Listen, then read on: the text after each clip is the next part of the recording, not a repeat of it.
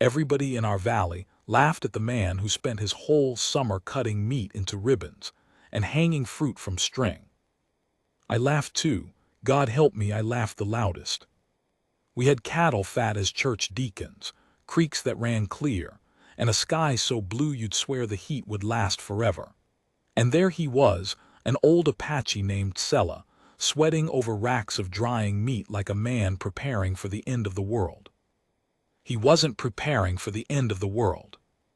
He was preparing for the thing none of us believed in, that the warm always ends, that the green always browns, that the people who feast in July are not always the ones who live to see April. I'm going to tell you what happened the winter that came. I'm going to tell you about the choices a stubborn old man made while the rest of us mocked him, and the choice I made when the snow finally answered for all of us. Some of it I'm proud of, most of it I'm not. But I'll tell it true, I owe him that much. It started with a dead calf, and the smell of smoke that didn't belong. I was on my knees in the mud of the lower pasture, both arms slicked to the elbow, trying to pull a breech calf out of a heifer that had been screaming for 2 hours.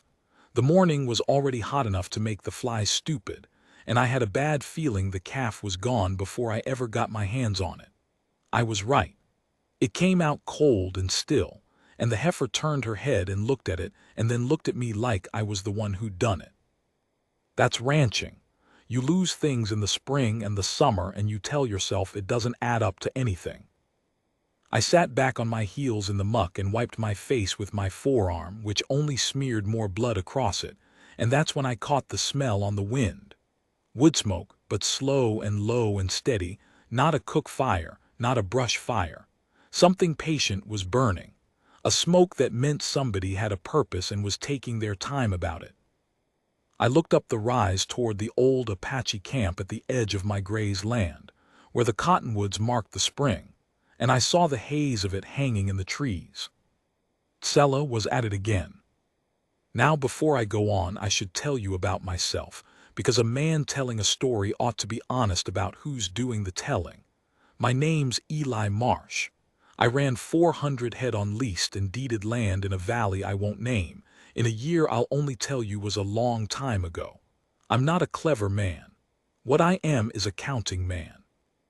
I keep a tally book in my breast pocket and a stub of pencil behind my ear, and I write down everything: head of cattle, bales of hay, sacks of flour, dollars owed, dollars paid. My wife, Marta, used to say I'd count the stars if God would hold still long enough for me to start. I count because numbers don't lie to me and people do, and because when a thing is written down it can't sneak off in the night and pretend it never happened.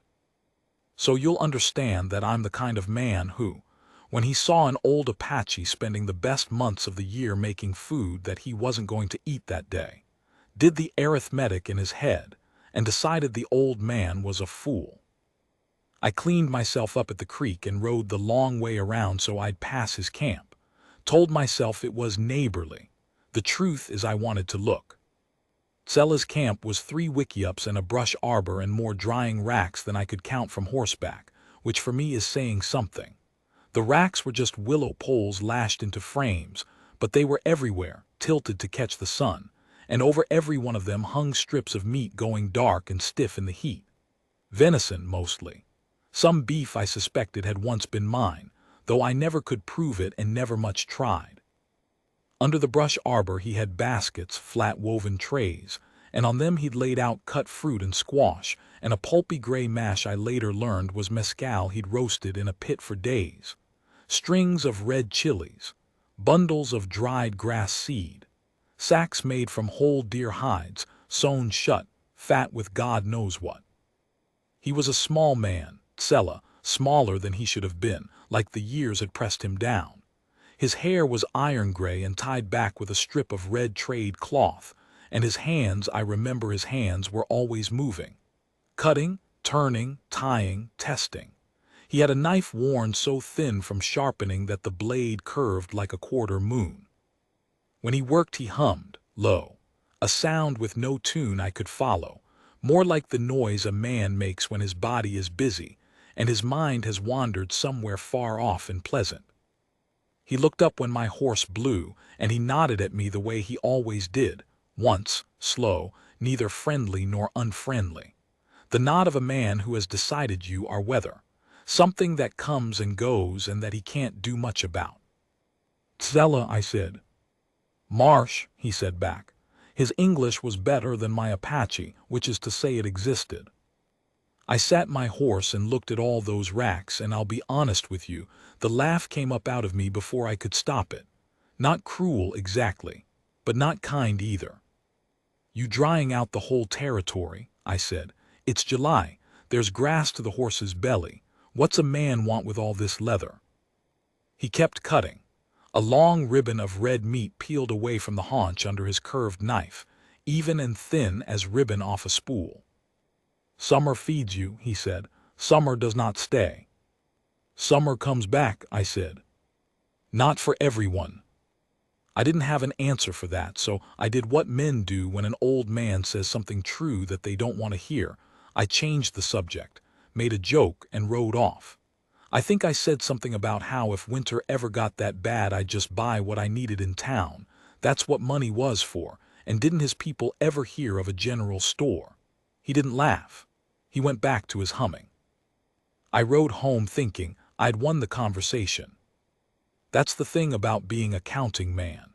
You can count everything in front of you and still miss the one number that matters, because it hasn't happened yet, and your little pencil only writes down what's already true. I want to be fair to the valley because it wasn't only me. Everybody laughed.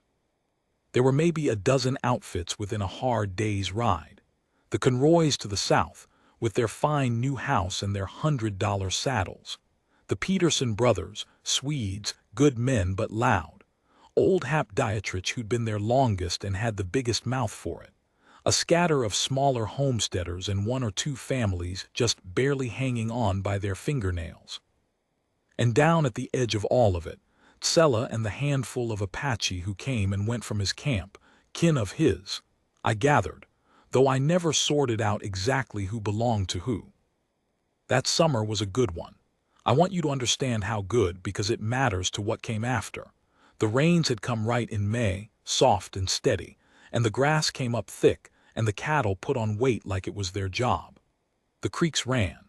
There was a green to the world that you only get a handful of times in a life, the kind of green that makes a hard man briefly believe that the land likes him, that all his struggling has been seen and rewarded. We got comfortable. That's the only word for it. The Conroys threw a barn dance in August, and there was fiddle music until 2 in the morning, and a whole steer turned over coals and more food than 50 people could eat. And they didn't eat it all, and what was left got thrown to the dogs and the hogs because it'd spoil before morning anyhow. I remember standing at the edge of the lantern light that night with a tin cup of Conroy's bad whiskey, watching the young people dance, and Hap Dietrich came up beside me chewing on a rib bone. And he nodded down the valley toward the dark where Tsella's camp was, and he said, "You see the old Injun still at it. Heard he's got enough jerky down there to feed Coxey's army." And he laughed, fat and easy, grease shining on his chin. "Some folks just don't know how to enjoy a good year, Marsh. Some folks gotta turn every blessed day into work." And I laughed with him. I did. I clinked my tin cup against his and I laughed, and the fiddle played, and somewhere down in the dark, an old man was turning meat in the moonlight because the sun had gone down and the meat didn't care that there was a party. I think about that night more than almost any other.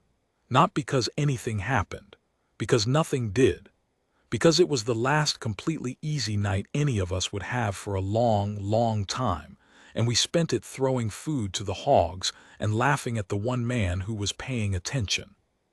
The first sign came in September, and only Tsella read it. I know now that he read it. At the time I didn't notice he'd done anything at all. It was Marta who pointed it out to me, weeks later, when it was too late to matter.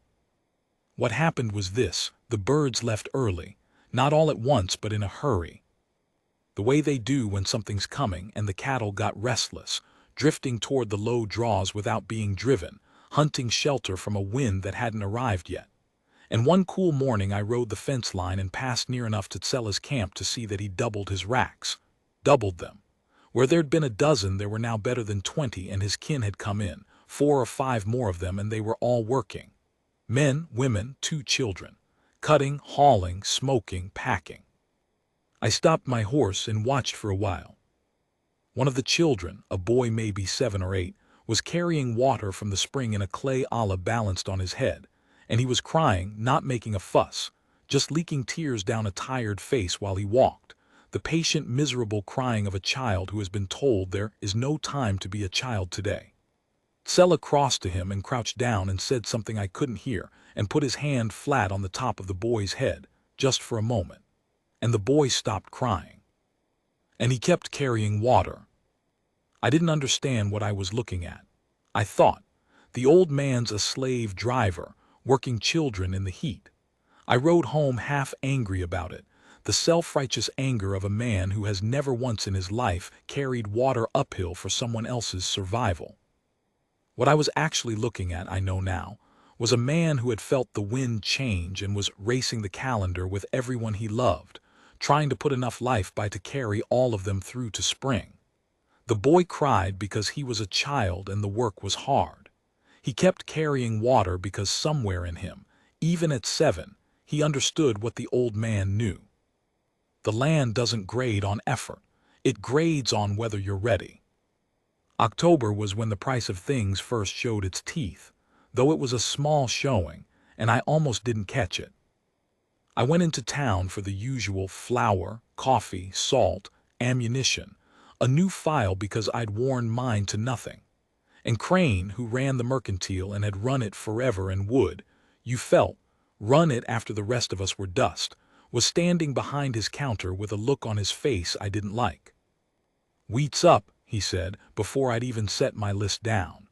"Up considerable, and I can't get more salt till the freight comes through, and the freight's saying maybe November, maybe not." "Why?" I said. He shrugged the shrug of a man passing along bad news he didn't make. "Word is it's gonna be a hard one," he said. "Old-timers are saying the worst in 20 years. Stockmen up north already selling off cheap 'cause they can't lay in enough feed. You smart, Marsh. You'll buy your winter now and buy it deep." Now here is where I have to tell you something about myself that I'm not proud of, and that I've turned over in my mind 10,000 nights since.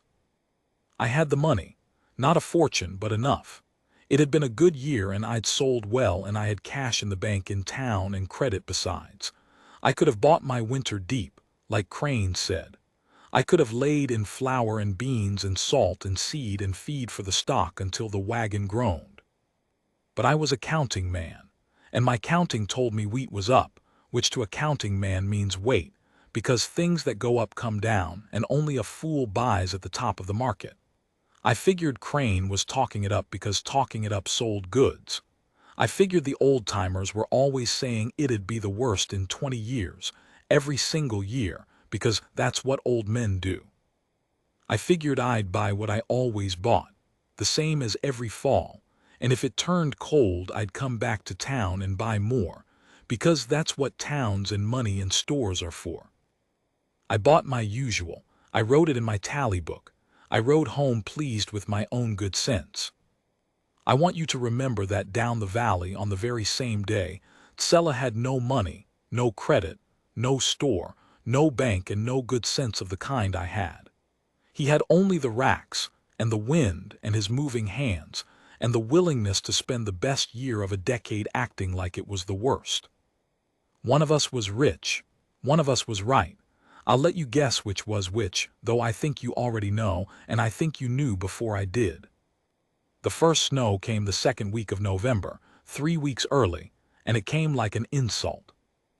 I woke to a white world and a wind that had a grain to it, a coarseness, snow blowing nearly sideways so it stung the cheek like sand. The cattle had bunched in the low ground, backs to the weather, breathing steam. It was cold in a way that November had no right to be, a deep, organized cold, the kind that feels less like weather and more like a decision the sky has made about you. But I wasn't worried. Not yet. Early snow, sure, but it'd melt off, they always did, and besides I had my hay put up and my larder stocked the same as any year, and the worst case I'd ride to town for more. I went out and broke ice on the trough and counted my cattle, old habit, count them every day if I can, and I came up 4 short, and I cursed and rode out to find them, and that's the morning the valley started, very quietly, to come apart. I found 3 of the 4 down in a draw alive, and hazed them back. The 4th I found at the bottom of an ice-slicked bank with a broken leg, looking up at me with that same look the heifer had given me back in July over her dead calf. You did this. And I had to do the thing you have to do, and the shot rolled flat and dead across the snow, and there was no echo because the falling snow ate the sound. I dressed out what I could of her with my hands going numb, and I packed the meat home, and I thought, well, there's some winter beef early, that's not the worst thing. I didn't think to dry it, to smoke it, to put it by against a worse day.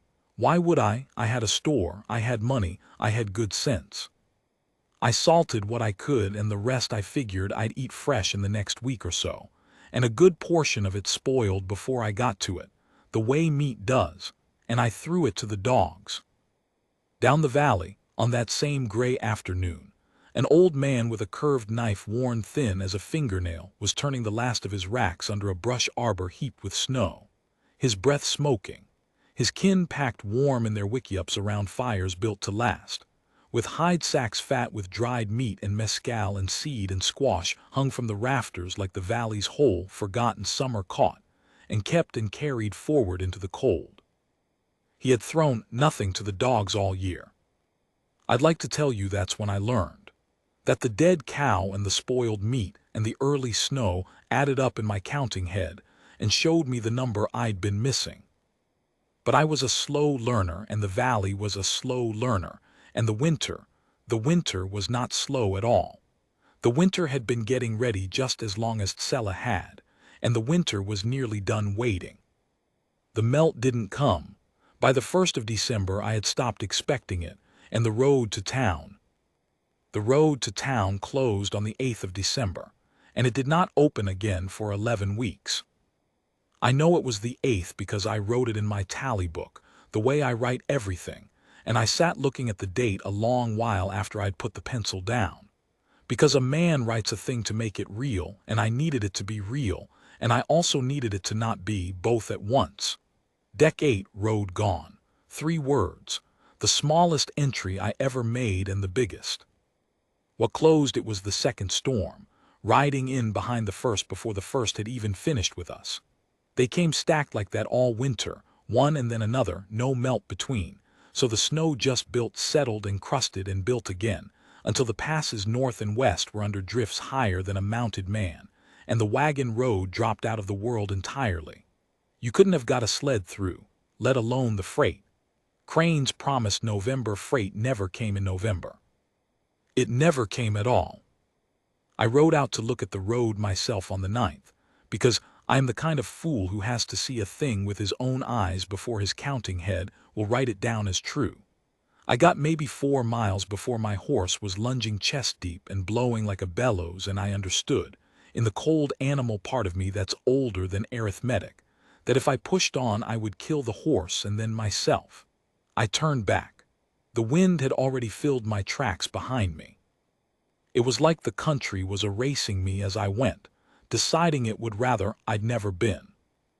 That was the ride where I stopped thinking when it melts and started thinking if we last. 11 weeks. I want you to sit with that number since I'm a man who deals in numbers, and that one near to broke me. 11 weeks of no store, no freight, no doctor, no town. Whatever each of us had on the 8th of December was whatever each of us was going to have. The valley had become a closed account, and every soul in it was about to find out exactly what they'd been keeping in it all along. The cattle started dying in the 3rd week. Not from cold. Mostly cattle are tougher than people give them credit for, but from hunger, because the grass was under 3 feet of snow and crusted ice and they couldn't paw down to it. And my hay, my proud put-up hay that I'd counted and recounted, started going through the herd like water through a cupped hand. I'd estimated it against an ordinary winter. This was not an ordinary winter. By Christmas, I was feeding short rations and watching the weakest ones go down. And once a cow goes down in that cold, she doesn't get up. And I'd find them in the morning frozen where they'd lain. The snow drifted up against them like the land was already burying its own. I shot the ones too far gone to suffer through it. I dragged what I could to the barn and butchered it. And this time you'll be glad to hear, the counting man had learned something. I didn't throw it to the dogs. I tried to keep it. Tried to freeze it in the drifts, tried to salt it with what salt I had, which wasn't enough because I'd figured I'd buy more in town because there was always more in town. There was no more in town. There was no town. I cut meat in the cold barn by lantern light with my breath smoking and my fingers stiff. And I thought about an old man under a brush arbor in July with a curved knife, peeling ribbons of venison even and thin, humming to himself a song with no tune, while I rode by and laughed and asked him what a man wanted with all that leather. Summer feeds you, summer does not stay. I'm not too proud to tell you that I said it out loud to myself in that barn, his words, in my own dumb mouth, and that something in my chest folded up small to hear them. By the middle of January, the valley was hungry, truly hungry, not the missed-a-meal kind, the kind that lives in the eyes. I knew it because they started coming to me. I had a name as a careful man, a man who counted and kept and didn't waste, and word like that gets around even in good times. So when the bad times closed the road, it was natural that folks would think Marsh'll have laid something by. And they came, on snowshoes, on staggering horses, on foot, and they stood at my door with that look, and they asked. The Peterson brothers came first, the loud Swedes, only they weren't loud anymore. Olaf did the talking, and his voice had gone quiet and careful, a proud man making himself small. They'd lost most of their stock, he said. Their flour was near gone. They had a hired man, and the hired man had a wife, and the wife was expecting. Could I spare anything? Anything at all? They'd pay double in the spring, triple. And here, friend, is where I have to tell you about the first heavy thing I did that winter. And I'll tell it plain because I've spent too long dressing it up in my own head. I had enough, barely enough, for me and Marta to last, if the road opened by March and not a day later. If I gave to the Petersons, I cut into that. And my counting head, my cold, reliable counting head that had failed me about the wheat and the salt and the winter, and just about everything else that mattered, did the arithmetic right there in the doorway with 3 hungry men standing in my snow. I gave them a sack of flour and a side of the butchered beef, and I told them it was all I could spare. And it was a lie. I could have spared more. I had more. I stood in my own doorway and I looked at Olaf Peterson's careful, proud, quiet face, and I gave him a portion calculated to keep my own conscience fed without quite emptying my own larder, and I called that generosity, and I shut the door and I wrote it in my tally book. Jan 14 gave Petersons 1 sack flour, 1 side beef. Like it was a transaction, like it could be made even. Marta watched me write it. She didn't say anything. She didn't have to. She'd married a counting man, and she knew the sound of a man counting when he ought to be giving, and the silence she gave me was worse than any words, and I deserved it. I lay awake that night doing sums I couldn't make come out right, and somewhere down the valley, an old man slept warm and full with everyone he loved sleeping warm and full around him. And he had done that not by counting what he could spare, but by spending an entire summer assuming the worst so that the worst, when it came, would find him ready. There is a kind of generosity that is only possible when you have prepared to be generous. Tsella could give because Tsella had laid by enough to give from. I had laid by only enough to be afraid with, and a frightened man is a stingy man. I learned that in my own doorway with the cold coming in. The Conroys lost their fine new house in February, not to the cold, to fire. This is the part of the winter that still comes to me in dreams, and I'll tell it the way it came to us, which is to say sideways in the dark, as a glow on the southern sky that we couldn't make sense of at first. It was the worst stretch of the whole winter, a cold so total that spit froze before it hit the ground, and the nails in the walls popped like distant gunshots in the night. to keep a house warm in that you had to burn hard and burn constant. And the Conroys, who had built big and grand and proud, had a great deal of house to keep warm and not enough sense about chimneys. And somewhere in the deepest hour of the coldest night, a flue let go, and the fine new house went up like a torch with the whole family asleep in it. They got out. All of them, thank God, Conroy and his wife and their 3 children, out into snow in their nightclothes with the thermometer reading 30 below and their house and everything in it, every scrap of food they had left, burning to the ground behind them in the dark. We didn't know any of this in the moment. We saw the glow. By the time men could get there over the drifts, there was nothing to do but stand in the heat of the embers, the one warm place for miles. And what a cruel warmth it was, and look at 5 people who had been, that morning, the richest family in the valley and were now the poorest. They had nothing, less than nothing. They had 5 mouths and no walls and no food and a stretch of winter still ahead of us that nobody could see the end of. And I watched the men of the valley stand there in the firelight, and I watched the arithmetic happen behind their eyes. The same arithmetic that had happened behind mine in my doorway. 5 more mouths. 5 more mouths in a valley that's already starving. Where does 5 more mouths come from? Nobody said it. Everybody thought it. Hap Dietrich, who'd laughed the loudest with me back in the green of summer, stood there with his face working, and you could see him counting his own larder against his own conscience and coming up, like I had, short on both. It was Tsella who broke it. He'd come up over the drifts on snowshoes, he and 2 of his kin, drawn by the same glow that drew the rest of us, and he stood at the edge of the firelight, that small pressed-down old man, and he looked at the Conroys shivering in their nightclothes in the snow, and he looked at all of us valley men doing our cowardly arithmetic, and he didn't say one word about any of it.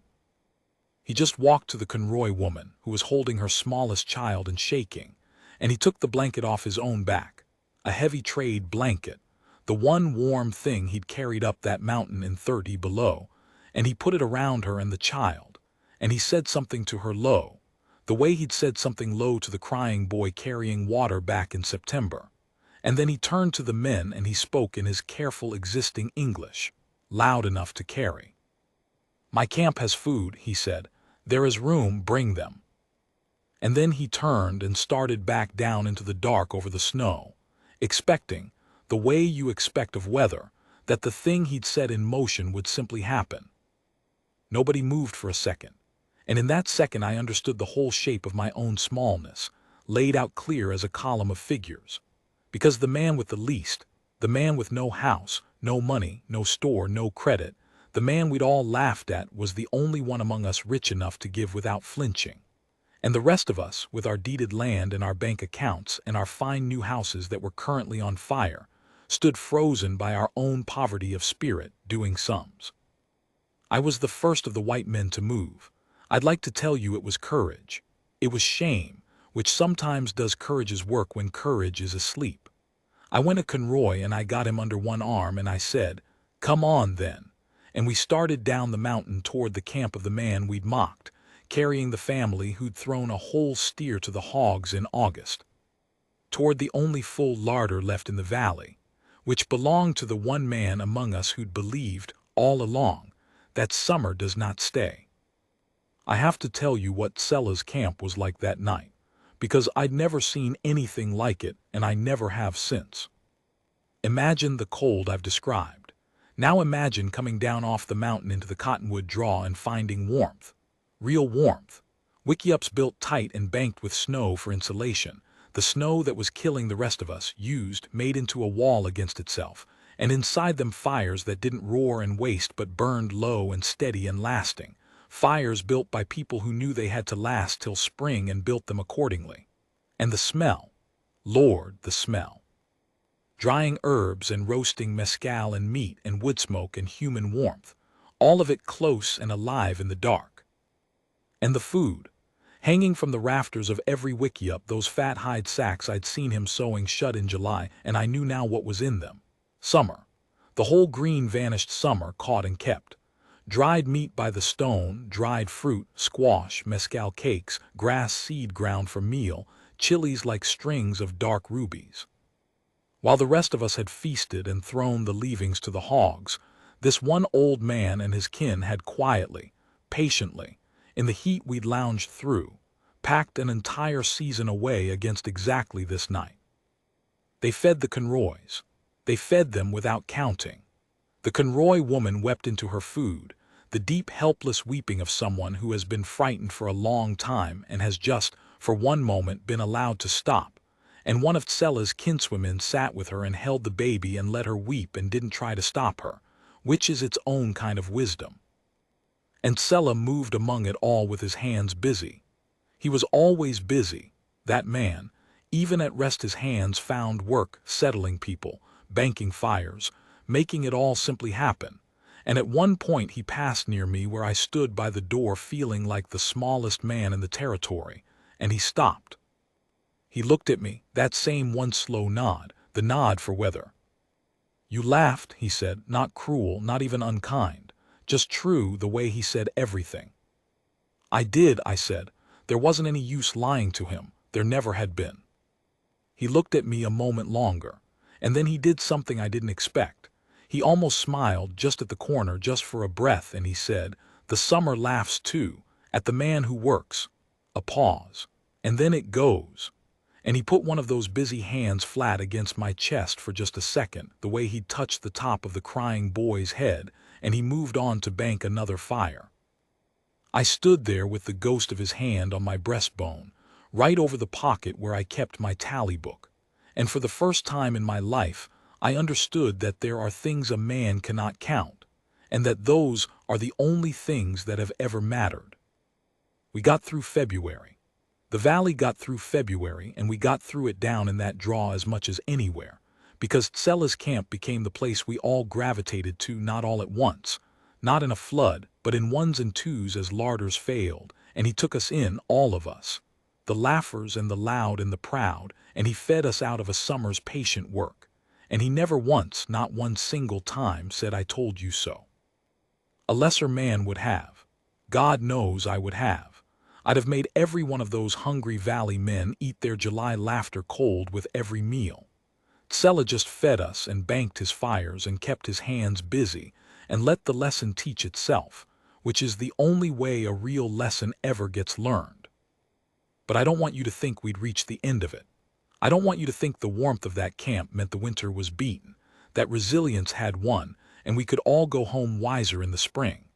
Because the winter was not done, and a full larder, even a wise man's full larder, is still a finite larder. And we had taken a season's careful sums and added to them, without warning, 12 more starving valley families worth of mouths. Tsella had prepared for his kin to survive. He had not prepared to feed the entire valley. No man could have. And as February turned to March, with the road still closed and the snow still building and more people finding their way down to the one full camp in the country, I started at night to do the arithmetic again. Only this time it wasn't my own larder I was counting.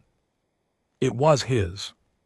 And the numbers, friend, the numbers were not going to come out. I waited until the camp was asleep, and I took my pencil and my tally book down by the lowest fire, and I counted what was left in those hide sacks against the mouths it had to feed against the weeks until the thaw. I did it 3 times to be sure. Then I sat very still in the dark, and I understood that someone was going to have to make a choice that no full larder in the world could make easy, and that the old man who'd saved us all hadn't told anyone yet that he already knew it too. I told Tsella about the numbers on a morning so cold the world had gone silent. That's a thing about deep cold that nobody warns you of. At the bottom of it, sound stops. No birds because the birds were gone or dead. No wind because even the wind had frozen still. No creak of branches, no low of cattle, nothing. Just a white silence so complete you could hear the blood in your own ears. I'd come to find that silence more frightening than any storm. A storm, at least, was the land doing something. The silence was the land waiting. I found him at the lowest fire before anyone else was up, mending a snowshoe with sinew, his hands moving in the gray light. I sat down across from him and I took out my tally book, and I laid it open on my knee, and I showed him what I'd counted 3 times in the dark. I didn't make a speech. I'd learned that much from him, at least, that some things are smaller and truer for being said plain. I said, I counted the sacks against the people, against the weeks. I tapped the page. It doesn't reach Tsela, not for everybody, not till the thaw. He didn't look at the book. He kept mending the snowshoe. The sinew passed through his fingers, over and under, even and patient, the same hands that had peeled venison in July. I know, he said. Of course he knew. He'd known longer than I had. He was a man who counted too. He just counted the right things all along, while I was counting the wrong ones. He'd known the morning of the Conroy fire, when he gave away his own blanket and said, bring them, that taking the valley might mean none of them, including his own kin, made it all the way to spring. He'd done the arithmetic the way I did mine in my doorway. The difference was what each of us did with the answer. I had given the Petersons a calculated portion and shut my door. He had said bring them and opened his. What do we do? I said. And I noticed I'd said we. It surprised me, the we. Somewhere in that frozen winter I'd stopped being a man with his own larder and become a man in a valley, and I hadn't even felt it happen. Tsela finished a pass of the sinew before he answered. We feed the children first, he said. Then the ones who can still work, then the rest, smaller and smaller. He set the snowshoe down. And the old ones eat last and least. You're the oldest one here, I said. He looked at me then, and he gave me that almost smile again, the one at the corner of his mouth, and he said, yes. I want to be careful here, because this is the part of the story where a worse storyteller would reach for something grand, where the old man would make a speech about sacrifice and lie down in the snow and the music would swell. It wasn't like that. It was never like that. It was quieter and harder, and it took weeks, and the worst part was how ordinary it looked from the outside. What happened was this. Tsela began to eat less. Not dramatically, not all at once. He just took the smaller portion, gave the bigger one to a child, to a working man, to the Conroy baby's mother so her milk wouldn't fail. He did it the way he did everything, with his hands and without announcement, so that for a long time nobody noticed, because a man who has spent his whole life giving things away can give one more thing away without anybody marking it. I noticed because I was a counting man and I had started, God help me, to count him, to watch the portions, to see the small pressed down old man pressing down smaller. And I'll tell you the truth, I didn't stop him. That's the second heavy thing I did that winter, and it's heavier than the first, and I've never decided if it was a sin or a mercy. Because I could have said, no, old man, eat, and forced my own portion on him. But I understood in some place below my arithmetic that to take his sacrifice from him would be to take from him the one thing the winter had left him, the dignity of being, to the very end, the man who provided. He had spent a summer making sure his people would live. He was now spending himself making sure of the same thing. It was all one motion to him. It was who he was, and I did not have the right, the standing, to interrupt it. I'd laughed at him in July. I had not earned the authority to save him in March. So I watched, and I helped where he'd let me, and by then he'd come to suffer me near him. The laughing rancher turned quiet, the counting man learning at last to count the things that count. I hauled wood. I mended what I could. I sat with the children and taught them, of all things, their sums, because it was the one thing I knew, and a child who is doing sums is a child who is, for a moment, not hungry. And Tsela would watch me do it from across the fire, my big stupid finger pointing at numbers scratched in the ash, and once he nodded at it, the slow nod, the nod for weather, like maybe the weather had turned out to be good for something after all. The thaw came on the 19th of March. I know it was the 19th because I wrote it in my tally book, and I have kept that book all these years, and I can show you the page, Mar 19, water running. Road by month's end, Crane says, got word. My handwriting is shaky on that line.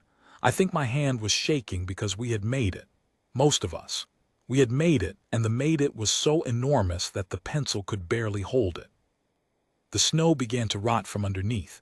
the way it does, going gray and granular, and the silence broke, first with the sound of water everywhere, a trickle and then a rush, the whole frozen valley remembering how to move.